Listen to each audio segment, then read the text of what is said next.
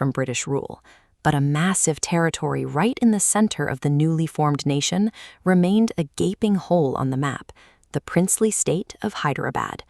Its ruler, the Nizam, wielded absolute authority over his domain and flatly refused to join the new Indian Republic. He wanted to remain entirely separate. While stalling negotiations with Delhi, he was already laying the groundwork for conflict.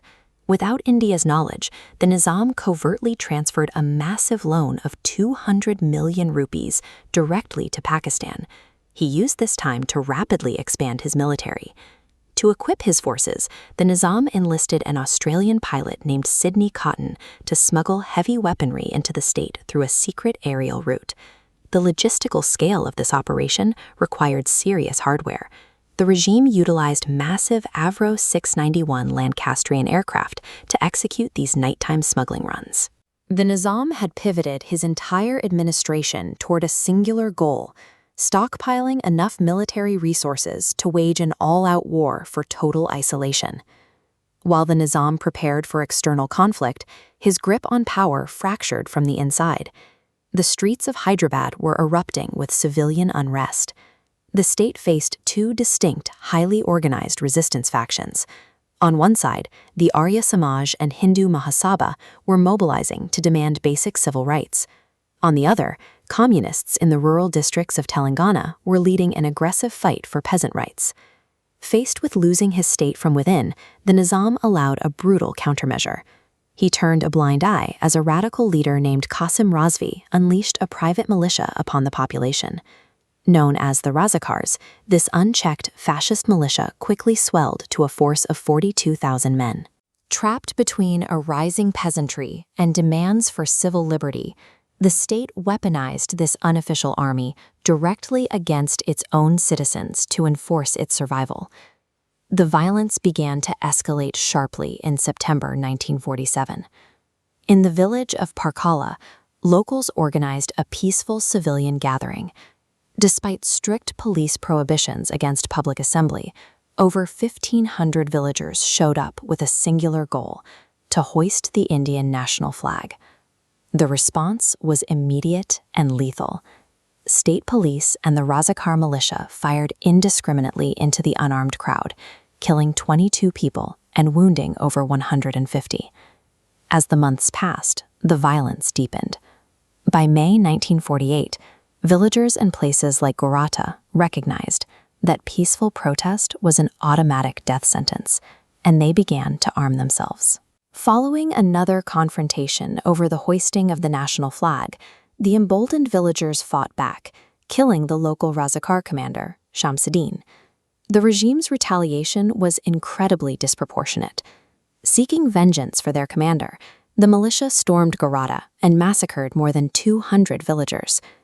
Gorata signaled a grim shift in the state's tactical approach. The militia was now engaged in systematic, punitive exterminations, targeting entire communities as a matter of policy. By June 1948, isolated Telangana villagers were forced to transform into self-contained fortresses. Veera Bairanpalli became the site of a prolonged, desperate siege. Initially, the local defense was remarkably resilient. Using only slingshots and traditional rudimentary weapons, the villagers successfully repelled 3 separate invasions by the Razakar militia. But in August, the militia returned. This time, they carried the direct backing and firepower of the Hyderabad State Police, finally breaching the village perimeter. The villagers retreated into the central fortress to mount a final defense. Overwhelmed by superior weaponry, the holdout collapsed, and 118 villagers were slaughtered. Once the resistance fell, the Razakars went on a rampage. They engaged in widespread daylight sexual violence and systematically looted the families of their gold ornaments. The tragedy at Veera Bairanpalli proved an undeniable reality. Localized resistance could no longer survive against a fully funded, state-backed military without intervention from the Indian government. By September 1948, the militia's campaign had mutated into pure sadism. The events in Paramandla Sankisa demonstrate this final breakdown. The Razakars adopted a new operational objective: aggressively hunting down suspected guerrilla fighters using violently targeted, rapid cavalry raids.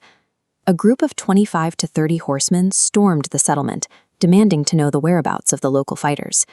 They gathered the villagers, arranged them in circles for public execution, and threw the injured directly into burning haystacks.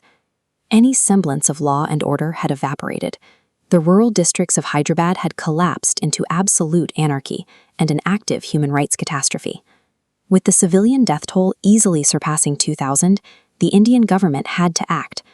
The mounting atrocities proved that standstill agreements with the Nizam were entirely futile. In response, the Indian Army launched Operation Polo in late 1948, a swift and decisive military intervention into the state. The operation was an overwhelming success. Indian military forces rapidly routed both the Razakar militia and the Nizam state army, bringing an immediate end to the crisis. The absolute rule of the Nizam was dismantled, and the Hyderabad Samstan was finally and irreversibly integrated into the borders of the independent Indian Republic. The borders of modern India were finalized through the unyielding grassroots resistance of ordinary villagers who endured a campaign of state-sponsored terror to secure their place in the new republic.